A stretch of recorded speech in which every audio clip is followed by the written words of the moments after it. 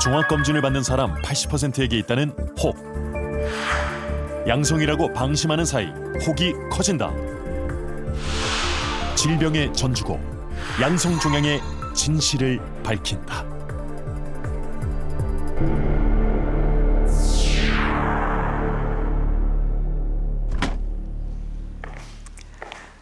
올해 건강검진을 받으셨나요?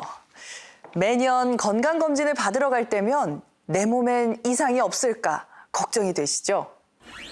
건강검진의 기원에 대해서 정확하게 알려져 있진 않지만 19세기 중반 영국 의사 도벨이 건강한 사람을 대상으로 건강검진을 실시할 걸 최초로 주장했다고 합니다.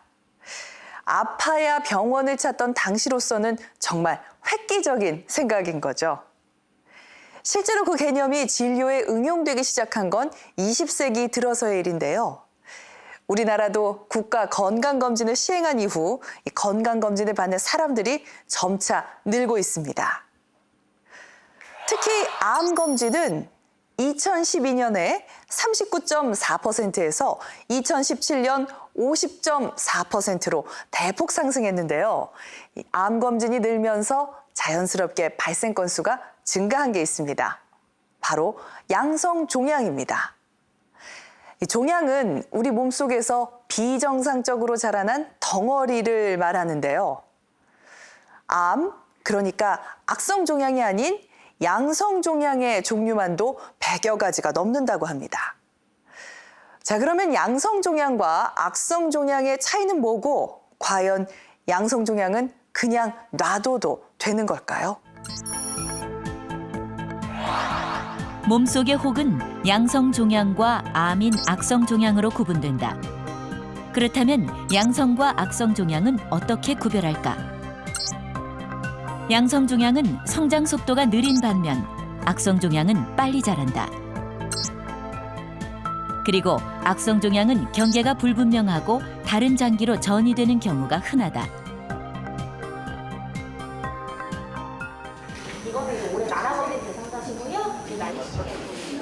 건강검진이 보편화되면서 몸 안에 혹 하나쯤 달고 사는 사람들이 많아졌다. 양성종양은 장기는 물론이고 근육, 뼈, 신경, 우리 몸 곳곳에서 자란다. 한 병원의 조사에 의하면 건강검진에서 발견되는 양성종양은 남성의 경우 대장용종과 갑상선 결절이 많은 반면 여성은 자궁근종과 갑상선 결절이 검사받은 사람의 절반 이상에서 발견됐다. 남성에게는 대장용종, 여성에게는 자궁근종이, 그리고 남녀 공통으로 갑상선의 양성종양이 많이 발견되는 것으로 나타났다. 양성종양은 발생 부위와 성격에 따라 다양한 종류가 있다. 근육에 생기는 근종, 대장에 주로 생기는 용종은 점막에서 혹처럼 돌출한 것을 말한다. 물혹은 낭종이라 부른다.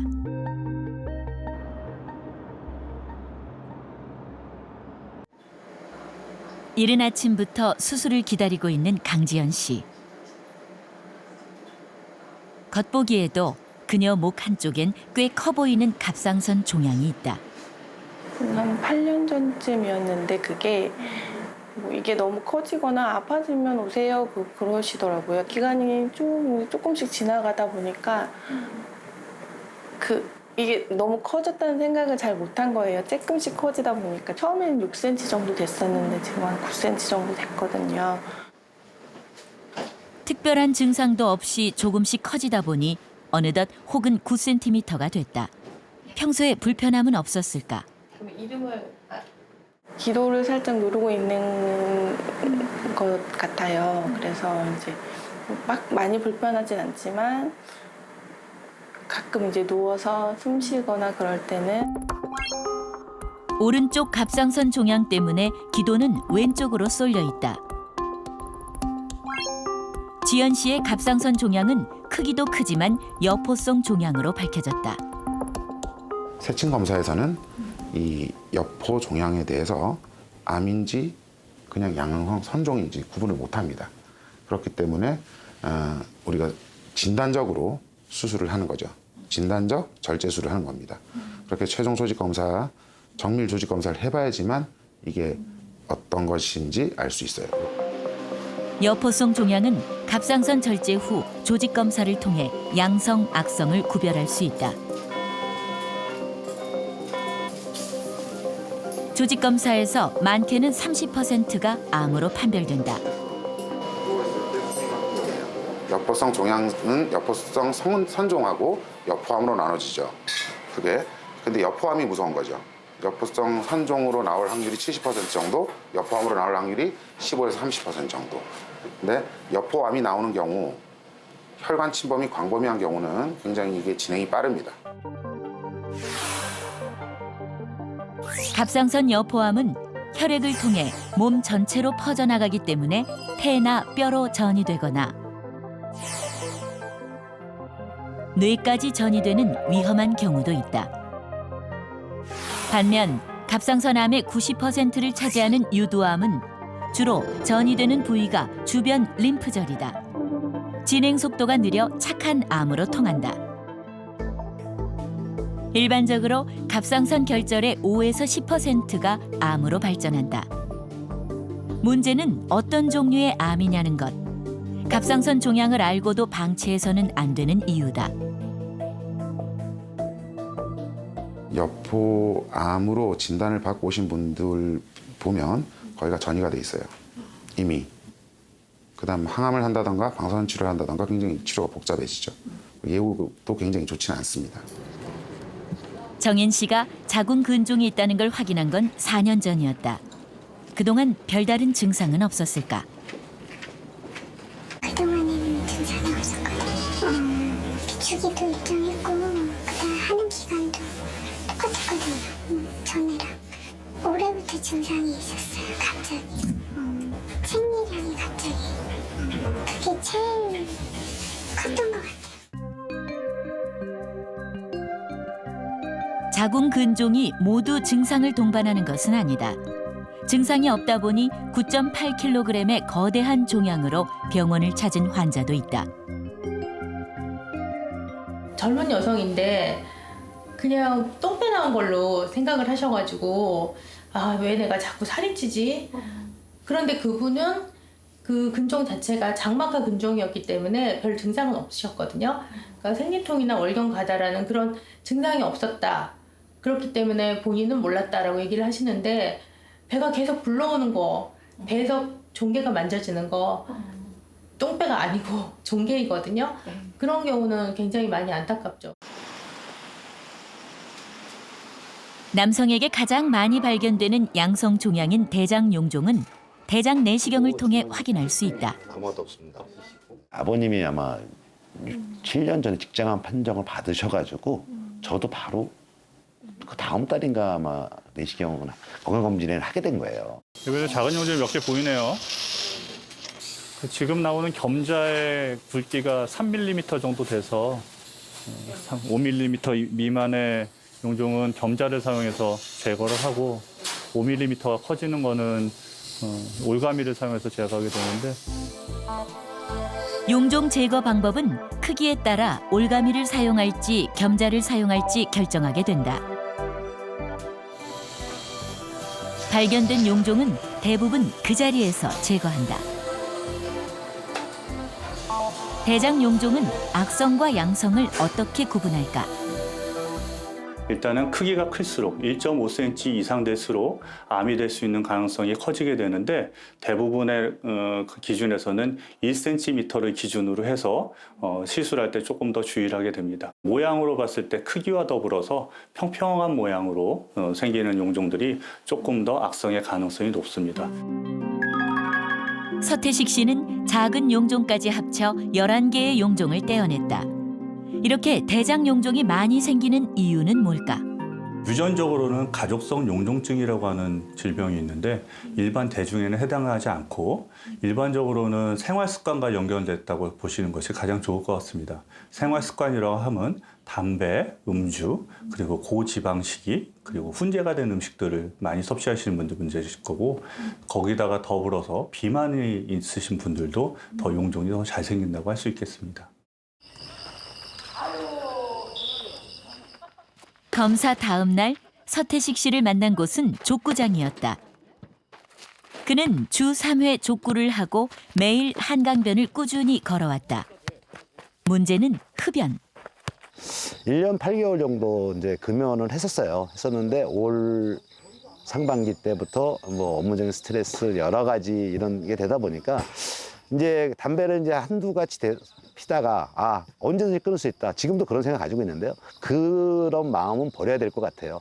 그것 때문에 계속 그 흡연하는 그 개월수가 좀 늘어나고 있는 것 같은데 아마 조만간 다시 금연 도전할 겁니다. 많은 양성 종양 중 그나마 원인을 꼽을 수 있는 것이 대장 용종이다. 음주와 흡연, 식습관, 건강의 기본 중의 기본을 지키면 된다.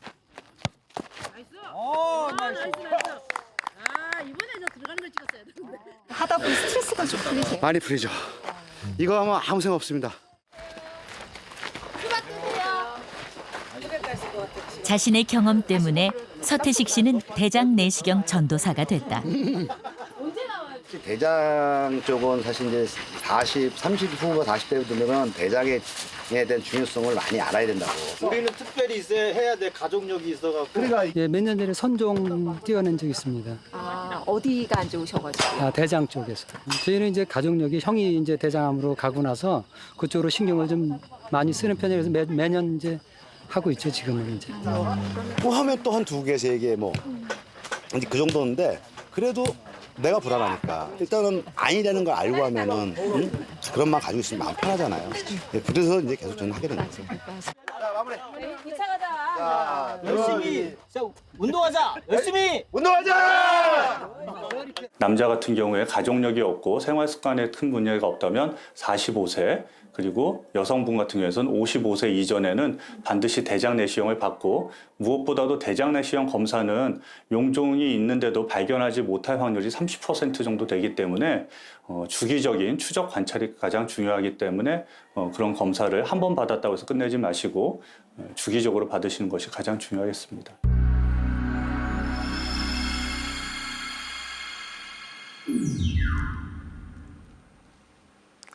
몸에서 종양이 발견되면 제일 먼저 드는 생각은 악성은 아닐까?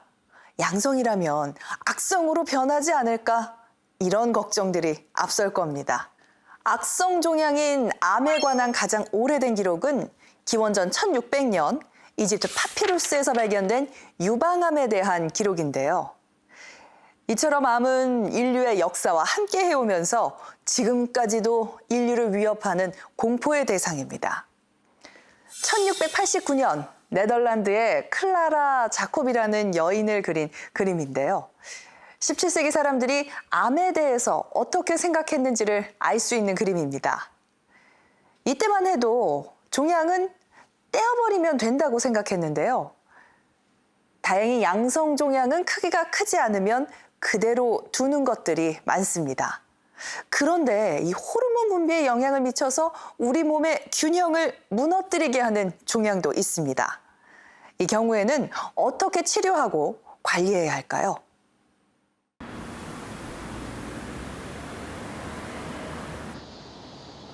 호르몬이 얼마나 무서운지 몸소 경험한 장옥선 씨.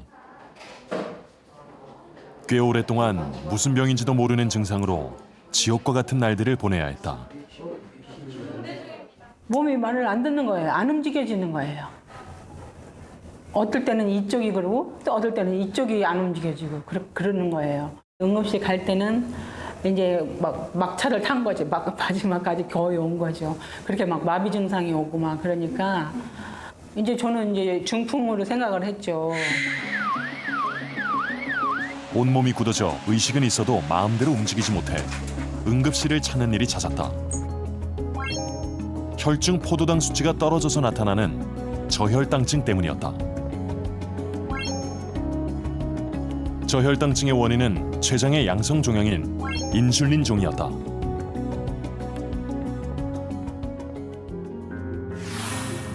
췌장은 위장 뒤편에 위치해 소화효소와 호르몬을 분비한다. 그 중에서도 혈당을 조절하는 인슐린을 지나치게 많이 분비하는 것이 인슐린종이다. 인슐린을 많이 내뿜는 종양이기 때문에 우리 몸에 필요 없이 인슐린이 너무 많이 분비가 되는 거죠. 그러니까 환자들이 저혈당도 생기고 저혈당이 생기니까는 기절도 하고 제일 처음에는 환자들이 많이 올 수 있는 게 응급실로 실신해서 오시는 경우가 종종 있어요. 지난 5월 옥선 씨는 문제가 된 2.6cm의 종양을 제거했다. 종양이 췌장 끝부분에 위치해 췌장의 일부도 잘라냈다. 크기가 아주 작아도 이거는 무조건 수술을 해줘야 돼요. 왜냐하면 그렇지 않으면 환자들이 계속 저혈당에 빠지고 실신도 하고. 그러니까 심지어 이 환자분인가 다른 환자분은 운전하다가 약간 실신하신 분도 있어요. 교통사고를 약간 내신 적도 있고.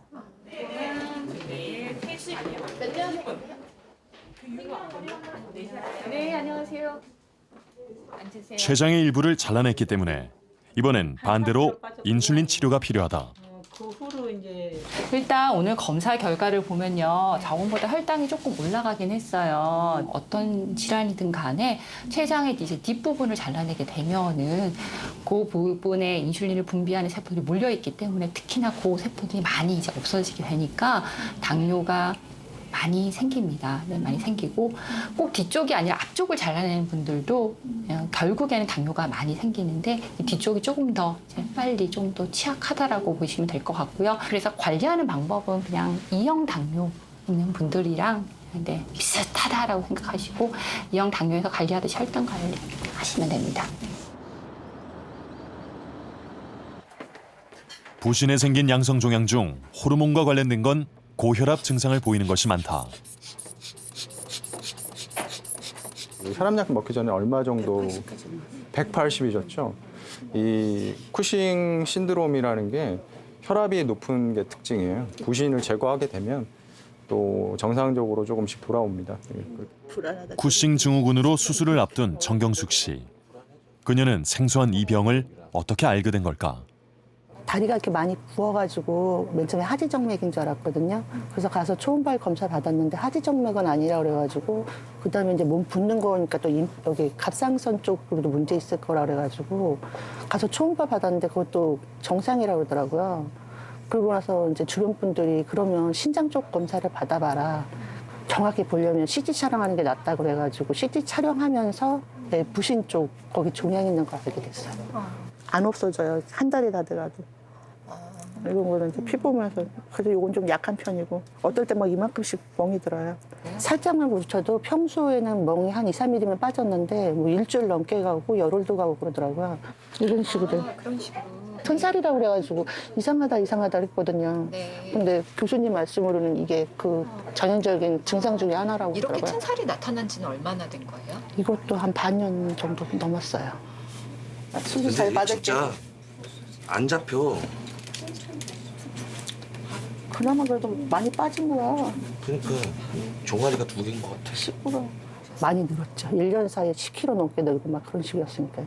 그래서 나는 맨 처음에 많이 먹고 그래서 살찐 줄 알고 다이어트를 시작했거든요.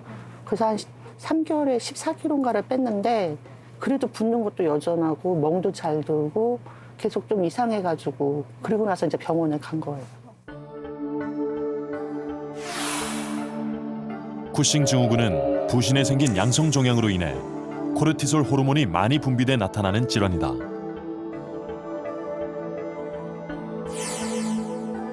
쿠싱 증후군의 증상은 중심성 비만으로 배에 집중적으로 살이 찌고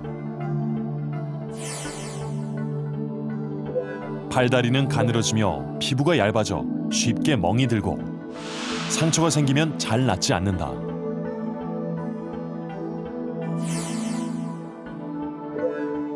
얼굴 피부는 붉은색을 띠며 보름달처럼 붓는다. 더불어 목 뒤로는 지방이 쌓여 혹처럼 부풀어 오르는 것이 전형적인 특징이다. 정경숙 씨는 오른쪽 부신에 생긴 양성 종양이 문제였다.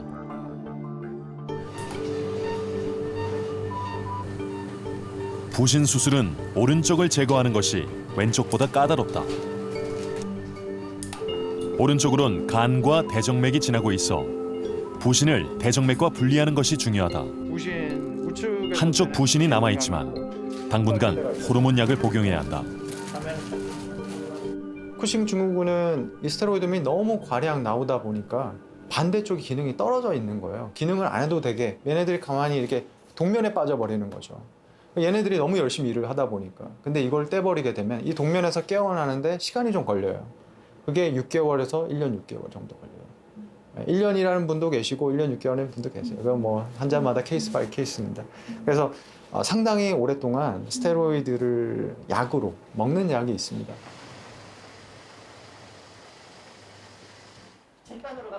수술 일주일 후 정경숙 씨를 다시 만났다. 건강해야지. 빠른 회복에 경숙 씨와 어머니는 한결 밝은 모습이었다. 병원에서 와가지고는 그냥 수술을 하고 가장 큰 변화는 뭘까? 얼굴 색깔? 그냥 빨갰었거든요. 그 자고 일어나면 얼굴이 빨개가지고 쟤는 왜 저렇게 얼굴이 빨가나 그랬었거든. 근데 지금은 덜해요. 수술 전과는 얼굴색이 확연하게 달라졌다. 수술하기 전에는 아무래도 전체적으로 이제 몸이 붓고 그러다 보니까 피곤이 잘 안 가셔요. 계속 피곤이 쌓인다랄까요? 잠을 자고 나도 뭔가 몸이 덜 풀린다는 느낌? 무겁고 뭐 그런 식으로 계속 그랬는데 수술 받고 나서는 그게 좀 덜한 것 같아요. 잠을 자도 조금만 자도 그래도 좀 개운한 느낌. 몸에 붓기가 빠지자 그동안 하지 못했던 종아리 마사지도 가능해졌다. 들어가? 다리? 왜 이러세요? 이제 들어가요. 몸이 정상으로 돌아오는 걸 느끼는 게 요즘 정경숙 씨 최고의 즐거움이다. 제 몸은 이제 제 거니까 더 아끼면서 더 좋은 방향으로 더 건강하게 앞으로 쭉 엄마 밥 맛있는 밥 많이 먹고 건강관리 할 거예요. 조선시대에 약 12명의 왕이 종기 때문에 고통을 받았다고 하는데요. 당시엔 염증으로 생긴 것뿐만 아니라 양성종양, 악성종양 모두를 종기라고 불렀다고 합니다. 조선의 22대 왕인 정조는 등에 난 종기가 머리까지 퍼져서 결국 사망하게 됩니다. 그리고 세종의 아들인 문종 또한 등에 난 종기로 사망을 했는데요. 문종의 등에 난 종기에서 농즙을 짰더니 2호, 그러니까 360cc, 이 작은 우유팩보다도 많은 양의 고름이 나왔다고 합니다. 동의보감에는 문종의 목숨을 앗아간 등창의 원인으로 독한 술, 그리고 기름진 음식 등을 꼽고 있습니다. 의학기술은 발달했지만 지금도 여전히 원인이 밝혀지지 않은 양성종양이 많은데요. 그럼에도 그 옛날 지적한 원인들이 여전히 종양의 원인으로 꼽히고 있습니다. 양성종양을 예방할 수 없다면 양성종양과 더불어 잘 살아갈 수 있는 방법은 없을까요?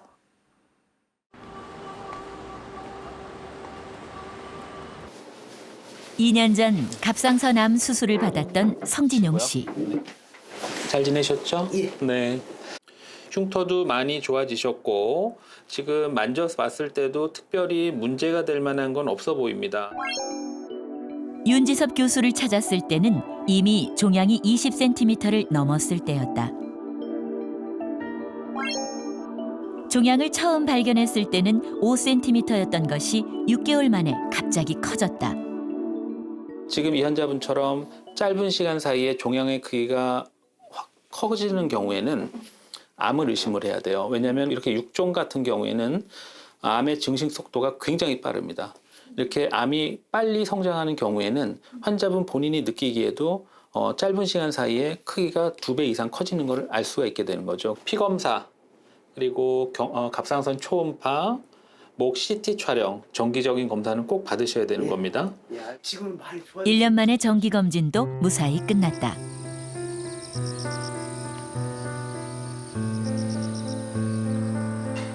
성진용 씨는 단순 갑상선 결절이 아니라 갑상선 6종암이었다. 흔한 갑상선 결절이라 생각한 것이 병원을 뒤늦게 찾게 된 이유였다. 처음엔 저 암이라고 했는데 사실 그때는 이제 내 인생 끝나는구나 생각 솔직히 했어요. 하늘이 무너지는 것 같았죠. 암이라고 했을 때는 진짜 나한테도 이런 일이 있구나. 집안이 가장인데. 한 21cm 정도 정도 되려나? 많이 컸었어요. 그래서 뒤를 이렇게 쳐다보지를 못했어. 얘 걸려가지고. 이렇게 돌아다녀야 하는데 이 뒤를 마음대로 못 봤으니까 그렇게 컸었어요. 암 수술을 하고 달라진 점이라면 갑상선 호르몬 약을 먹는 것. 지금 약. 매일 챙겨 먹어야 하는 게 귀찮지는 않을까? 이게 수술 환자들 다 마찬가지일 거예요 아마. 약은 다른 건 잃어버리고 약 먹는 건 안 잃어버리는 것 같더라고. 술, 담배도 하지 않는데 암이라니. 아내는 수술 이후 먹는 것에 더욱 신경을 쓴다. 보이게. 그렇게. 되도록이면 제가 육류를 덜 먹게 해요. 그리고 싱겁게 먹으라고 하고. 가급적이면 양념이 과하지 않은 음식. 달걀, 콩, 채소와 생선으로 영양의 균형을 맞추려고 한다. 조금씩 먹어. 암에 걸리기 전에도 규칙적인 생활을 했지만 수술 이후에도 그 생활은 변함이 없다.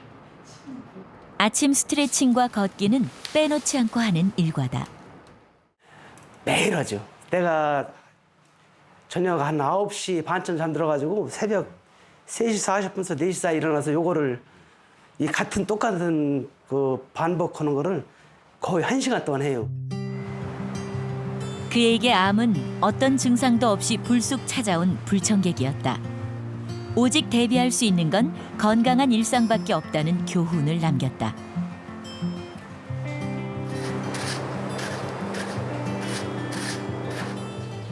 과거에 그는 농사일과 축사일이 더 중요해 병원 가는 걸 미뤄왔다. 이제 과한 걱정만큼이나 무관심도 병을 키우는 씨앗이라는 것을 알게 됐다. 환자도 뭐 권리만 찾는 게 아니라 의무도 같이 지어야 될 것 같더라고. 왜냐면은 교수님들이 허락하는 대로 다는 못해도 허락하는 대로 하면은 아무 무리 없고, 그래서 권리도 중요하지만 환자로서의 의무도 좀 잘 해야 될 것 같더라고. 그래서 병원에 다니는 거를 귀찮게 생각하면 그 자체로 그 병원한테 지는 거예요.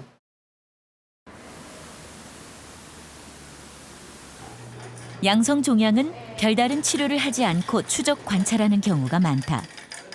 송순희 씨는 4년 전 췌장에 1cm의 양성 종양이 있었지만 이후 병원을 찾지 않았다. 추적 검사하자 그러는데 안 하셨어요? 네, 그냥 이제 별로 증상이 별로 많이 없고 그러니까 그냥 괜찮을 줄 알고 그냥 말았지요. 그래 이제 4년이 지난 뒤 저번에 교수님이 막 왜 안 왔느냐고 야단하시더라고.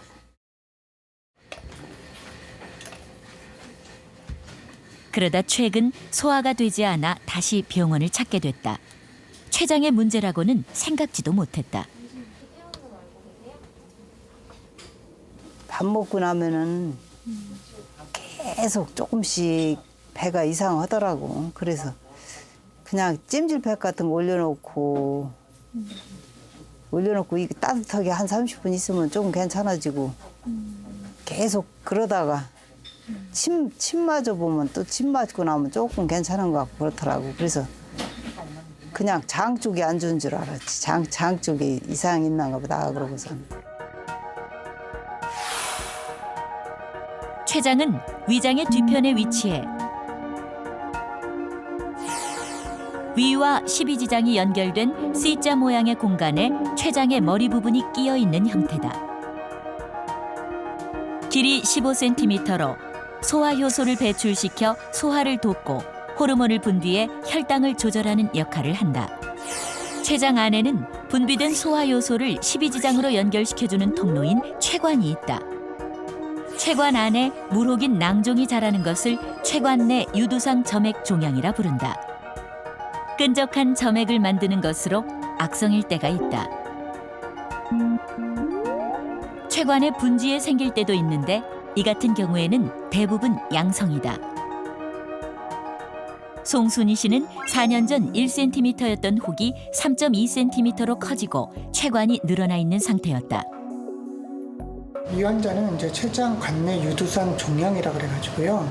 그 코처럼 끈적끈적한 그 액체를 내뿜는 그런 이제 종양이고, 이 종양은 오래 놔두게 되면 악성으로 변할 수가 있기 때문에 저희가 이 종양 중에서 그 악성으로 변할 수 있는 위험 인자를 갖고 계신 분은 수술을 하게 됩니다.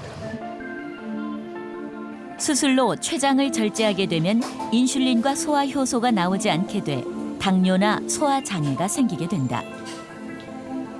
다행히 송순희 씨의 종양은 췌장 끝부분에 있어 췌장의 60%만 절제했다. 췌장 무록의 70에서 80%는 대부분이 그 나쁜 쪽으로 변하지 않는 무록이긴 하지만 30-40%는 나쁜 쪽으로 변할 수 있는 무록이고, 그 30-40%가 만약에 나쁜 걸로 변하게 되면 췌장암이 되게 되면 사실은 이게 많이 예후가 안 좋기 때문에 이게 병원 내에서 그 경과 관찰을 아마 1년마다 매년 하라 그러면 꼭 하시는 게 본인의 그 건강 유지에 도움이 될 거라고 생각을 하고 있습니다. 정기 검사를 받기 위해 병원을 찾은 강재원 씨. 췌장 양성 종양을 추적 관찰한 지 21년째다. 지금은 9개월에 한 번씩이고요. 그때 한 2년 전까지는 이제 6개월에서 한 번씩 주기적으로 와서 이제 엑스레이 하고 피 검사, CT 검사. 60대 때 진단받은 병명은 암으로 변할 수 있는 췌관 내 유두상 점액 종양이었다. 처음에는 아빠가 올 때는 뭐 놀랐지요. 내가 이거로서 이제 내가 막 떠나느냐. 그 생각하면 눈물 나요. 그때 생각. 예. 우리 짜집이 욕을 받았지. 많이 놀라셨었군요. 안녕하세요. 매번 검사 결과가 걱정되긴 하지만 21년 동안 잘 지내왔다. 이제 증상이 없더라도 일단은 술은 피하시는 게 좋고요. 낭성 종양이 굉장히 큰 게 있고 문제가 상당히 있을 것 같은데 의외로 굉장히 잘 지내세요. 몸 관리를 아주 잘 하시나 봐요. 피 검사에서 그 췌장 수치 중에 일부는 정상보다는 약간 차이가 있지만 지내시는 데는 별 차이가 아무 문제가 없을 것 같아요. 그리고 혈당도 거의 정상 레벨이고요. 2005년에는 췌장의 머리 부분에 있던 종양이 4cm였다. 14년이 지난 지금 6.5cm로 다소 커졌다. 췌관도 늘어나 있는 상태라 보통은 수술을 권하는 병이다. 60대 중반에 알아서 지금 이제 80대 중반을 넘어서 지금 86세라고 하시는데 그 정도 되면은 이제 저희가 봐서는 환자분 원하시는 대로 수술 안 하고도 이렇게 잘 지낼 수 있으니까 계속 추적 관리를 하면서 좀 더 지켜보려고 합니다. 지금 여러 가지 환자분도 잘 지내고 수술 안 하고도 증상도 별로 없이 이렇게 지내셔서 성공적이라고 생각하거든요. 이렇게 뭐 건강하게 잘 계셔주면 좋죠. 제가 그럼 6개월 후에 뵙는 걸로 그렇게 예약을 잡을게요. 처음에 걱정했던 부분이 췌장을 제거하고 나면은 우리가 뭐 인슐린 분비라든지 이런 것 때문에 우리가 직접 이제 인슐린 주사를 직접 맞아야 되니까 약물로도 안 되고 주사로 가능하다 그러더라고요. 그래서 농사만 지으시던 분이 그 인슐린 주사를 바로 맞으면 합병증이 너무 빨리 올 것 같아가지고 그래서 좀 최대한 뭐 우리도 발병은 나중에 하더라도 마지막 수단으로 수술은 한번 생각해보자고 이제 그래서 안 하게 된 거죠. 췌장의 혹이라고 하면 다들 화들짝 놀라곤 한다. 하지만 평소의 관리와 건강검진, 이 두 가지를 잘 지켜도 건강을 유지할 수 있다.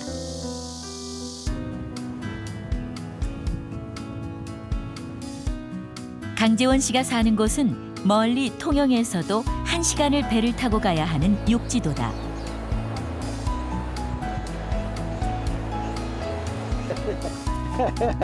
(86살의) 강재원 씨는 400평이 넘는 고구마 밭을 아내와 함께 일구며 살고 있다. 부부가 하기에는 힘에 부쳐 동네 사람들과 품앗이를 해가며 일한다. 내가 이런 일을 할 수가 있다. 언젠 그렇게 내가 마음적으로 참 기쁘지요. 내가 이는 나이 86세까지 이렇게 내가 일을 하는 게 이제 나에게는 즐겁지요.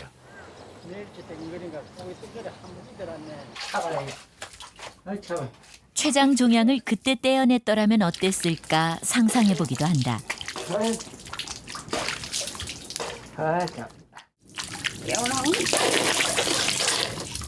당뇨 합병증이 왔다면 지금과 같은 건강을 자부할 수 있었을까?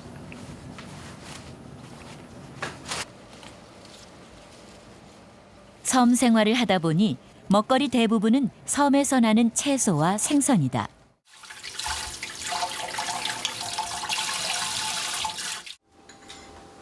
화려한 진수성찬이 아니라도 그는 아내가 만든 음식이 보약이라고 말한다. 보약이 뭐냐면 요즘 뭐 시골에서 나는 채소라요. 요거는 우리 집에 우리 밭에서 딴 가지나물, 우리 할매가 담은 배짜김치, 우리 바다에서 나는 갈치고기, 이게 다 보약이라 이게요. 그래 뭐. 요거는 이제 췌장에 따른 약이고. 췌장 기능이 떨어져 소화 효소를 11년째 복용 중이지만 이마저도 감사하다. 꾸준히 이제 뭐 약 처방 주는 대로만 먹고 이제 또 이제 활동을 하니까 그것은 이제 좀 조금 그만 방 안에 막 꾸준히 막 앉아 있고 누워 있고 이러면 그 유지를 못 했겠지요. 그런데 이제 꾸준히 이제 활동을 하니까 이래도 노력은 많이 합니다. 가만 앉아 있는 성질이 아니라. 췌장암인 줄 알고 놀랐던 그 생각을 하면 지금의 행복이 더욱 소중하다. 나는 바라는 게 나보다도 우리 할매가 건강한 게 제일 그 바람이 나보다도.